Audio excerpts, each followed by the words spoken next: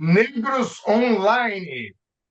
Hoje teremos aqui um programa fantástico, com dois convidados muito importantes.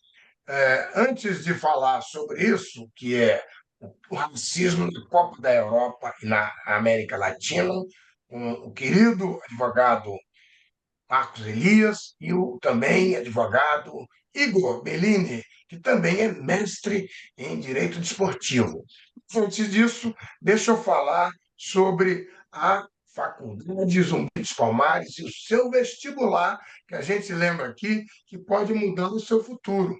Importante você dar atenção a esse vestibular que vai transformar a sua vida dos seus descendentes. Faça como muita gente já tem feito na Universidade Zumbi dos Palmares.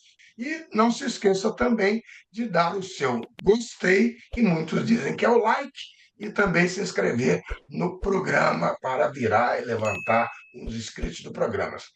Marcos Elias, então você começar e deixar depois o Igor Bellini com uma flor do cerezo, você que é pessoa que está sempre aqui na casa. O que é a pauta do racismo na Copa de Futebol da Europa e da América Latina? Muito boa tarde a todos. É sempre um prazer estar aqui com vocês, compartilhando raciocínio. Trazemos aqui para fazer esse bate-bola o nosso amigo Igor Bellini, grande advogado, mestre em direito desportivo, advogado de várias atletas no futebol feminino e no futebol masculino também. E ele, como ninguém, passa na beira do campo o que a gente tem visto aí na Europa, principalmente com o Vini Júnior, que são os casos de racismo explícito, e na América do Sul, principalmente nos países vizinhos nossos aqui, né? Argentina, Uruguai, Paraguai, onde a legislação não é tão forte quanto a nossa. Só que nós tivemos uma novidade, é importantíssima, Dani. No Congresso da FIFA, onde definiu que a nossa Copa Feminina de 2027 vai ser sediada pelo nosso querido Brasil, a FIFA demonstrou, através de seu presidente, uma pioneira ação para ser lançado agora na Copa América e na Eurocopa, para os casos de racismo. Demonstrou uma preocupação gigante enfrentando esses casos. Quais foram essa preocupação? Que a FIFA não poderia ficar de braços cruzados nos casos que houvesse nessas competições que nós vamos ter agora, né? E aí fez um protocolo de três atitudes importantíssimas que vão ser adotadas. Esse protocolo ele funciona da seguinte maneira: aconteceu um caso de injúria racial ou de racismo, o atleta informa o árbitro imediatamente tem que parar a partida, anunciar no telão e exigir o final do comportamento racista. Se esse caso continuar num segundo momento, ele pode suspender a partida com a saída dos times de campo e um anúncio de advertência para aquela equipe. E, finalmente, se o comportamento persistir, o árbitro pode determinar o fim da partida com a derrota do time que se associou ao ato racista. Então, isso é muito novo, é muito importante, porque certamente a CBF vai adotar isso no segundo semestre para o Campeonato Brasileiro. E a minha opinião é que foi acertada. Então, eu te devolvo aí para a gente ouvir o nosso querido Igor e ver o que, que ele tem para dizer nesse sentido. Estão de bom dia, muito boa noite para aqueles que são de boa noite. É sempre um prazer estar na companhia do Carlos Elias, na companhia de vocês. Muito obrigado pela oportunidade.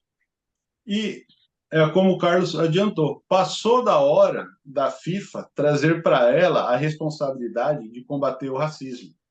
Porque a gente pensa no racismo como crime, tendo a nossa legislação como base. E, infelizmente, não vou falar no mundo inteiro porque eu não conheço, mas com certeza vários países não enxergam o racismo como crime. E nesse ponto é importante este protocolo da FIFA que vai punir os clubes esportivamente. E aqui eu acho bem interessante adiantar um pouquinho, mas depois a gente vem para esse bate-bola, dizer que nesse ponto é muito mais provável que os clubes e seleções, porque lembrando que Copa América é de seleção, respeitem e peçam que a sua torcida não tenha atos racistas, e no futuro também acredito que teremos isso para a homofobia, porque ninguém teme mais uma punição do que os clubes da FIFA. Tanto é, mal comparando, quando eles não pagam um jogador na Justiça do Trabalho brasileira, fica para a fila dos credores. Quando não pagam na FIFA e a FIFA os proíbe de contratar, paga na hora. O mesmo clube que se nega a pagar a Justiça brasileira é o mesmo clube que paga quando a FIFA determina. Por isso que é louvável e muito elogiável essa atitude da FIFA dela padronizar, dela internizar o combate, deixando claro para os clubes, seleções e especialmente os torcedores que essa atitude não é mais aceitável no século XXI no meio do futebol.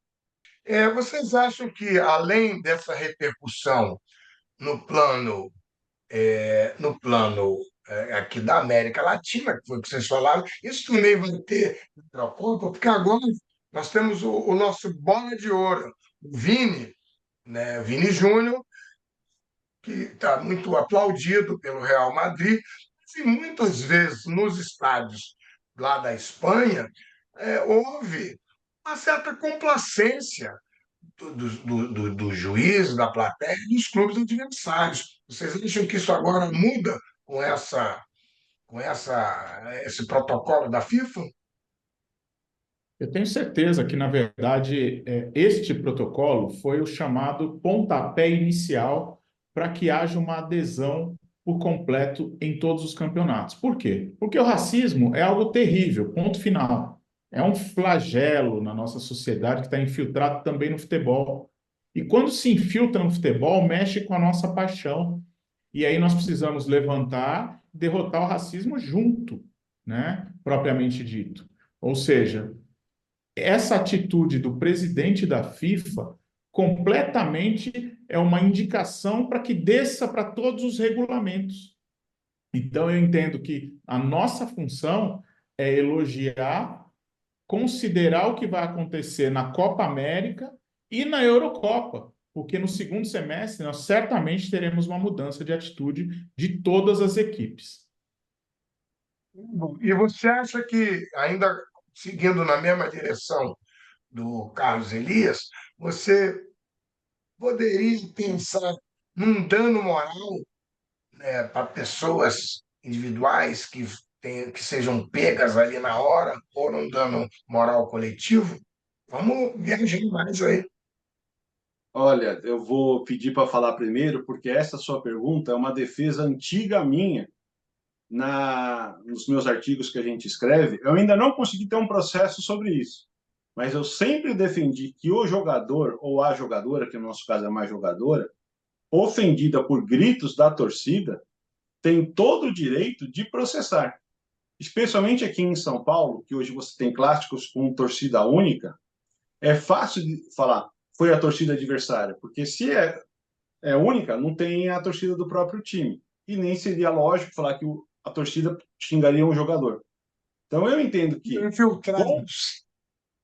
pode ter um infiltrado, mas aí a massa não deixaria ele se manifestar.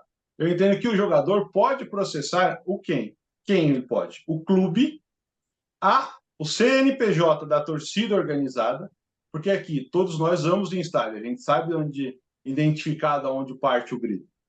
Se você está identificando que a torcida é organizada A, B ou C, você pode processar a instituição. E caso, lembrando aquela menina, salvo engano, aí eu vou pedir ajuda de vocês, que ofendeu o Aranha, foi lá no Grêmio, ela poderia ser processada porque ela foi identificada.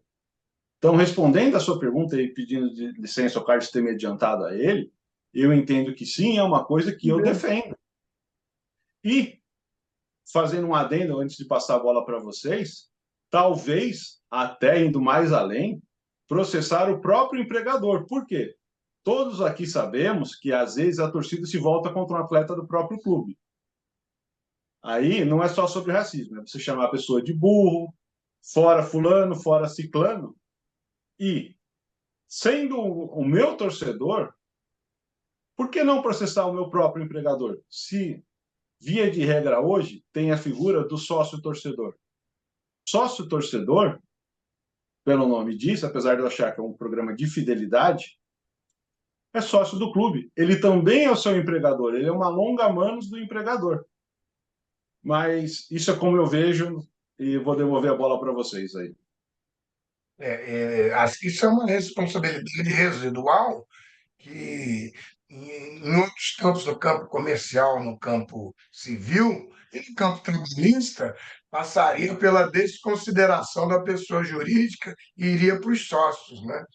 Carlos Elias, e aí? O Aí, elogiado? eu entro nesse contexto até para falar para os nossos amigos do Rio de Janeiro que nós tivemos uma primeira situação aqui, em São Paulo, que o torcedor ele é bravo no estádio, mas ele é mais bravo ainda na rede social, né? Ele é macho. E na rede social tem muita gente que sequer vai no estádio e se coloca na figura do torcedor. Então nós tivemos uma condenação por injúria racial de um torcedor de internet que ofendeu o jogador do Santos, o Bruno Mezenga. E o Bruno, ele teve a atitude de pegar o advogado dele e processar este torcedor da internet. O torcedor foi condenado a uma pena de 2 anos, a pena foi convertida em prestação de serviço à comunidade e mais um salário mínimo para uma entidade social. Porém, o Bruno também corroborando com a sua atitude, está entrando com uma ação de danos morais em virtude da condenação criminal. Veja só a extensão. Ele não fez as duas sequencialmente. Ele aguardou a condenação criminal e agora está entrando com o dano moral. Eu acredito que essas ferramentas são importantes para a gente levar a conhecimento para as pessoas pararem de ser muito agressiva na internet, né? Que na internet todo mundo é bom, né?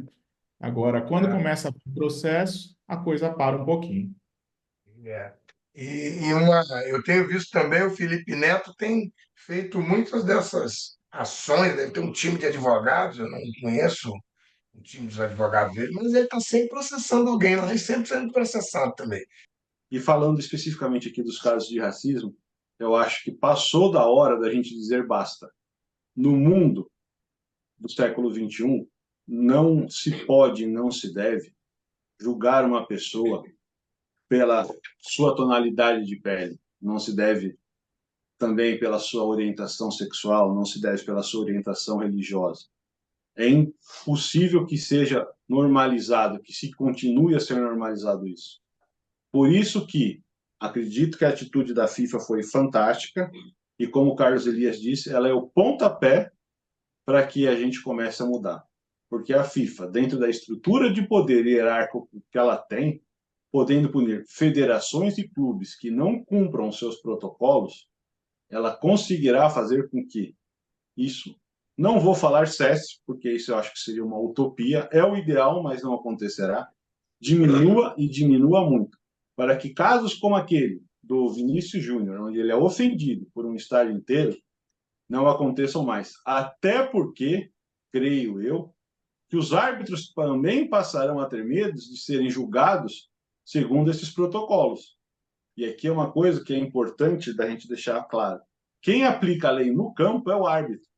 Então é importante que ele também tenha essa consciência da sua importância de paralisar a partida e de decretar o final da partida, se for o caso. Por isso eu elogio a FIFA e acredito que já teremos sinais dessa evolução nas Copas América, Eurocopa e no Brasileiro. E foi um prazer a todos. Espero que tenham gostado e deixem os likes de vocês aqui embaixo e comentem. Eu acho que é importante para todo mundo ter o acesso e o conhecimento, corroborando com o raciocínio do Igor, a FIFA determinando e investindo na promoção de iniciativas educacionais, e a gente chama isso de ações afirmativas, em ações afirmativas ao combate do racismo, e aí isso vai abranger um conjunto com os governos, com os municípios, com as escolas, e vamos criar painéis antirracistas, e eu conclamo aqui até grupo de atletas e ex-atletas para que abracem esse tipo de situação, tá? Me coloco à disposição, e junto com a Dami, para fazer palestras junto ao OAB do Rio de Janeiro e abranger aí os clubes que nos cercam, porque o segundo semestre ele vai ser importante e vai ser esse combate incisivo. Por isso que nós estamos aconselhando a implementar essas ações afirmativas. Dentro da Zumbi, nós estamos também acoplando tudo isso para que isso seja essa promoção de combate efetivo ao racismo. Então, juntos, nós vamos atingir e espancar esse mal que assola, principalmente que chegou assolando o mundo do futebol, que é a nossa paixão. Vini Júnior. É isso aí. Um abraço, pessoal. Amanda para vocês, axé, para quem é de axé, saravá, e até a próxima. Tchau.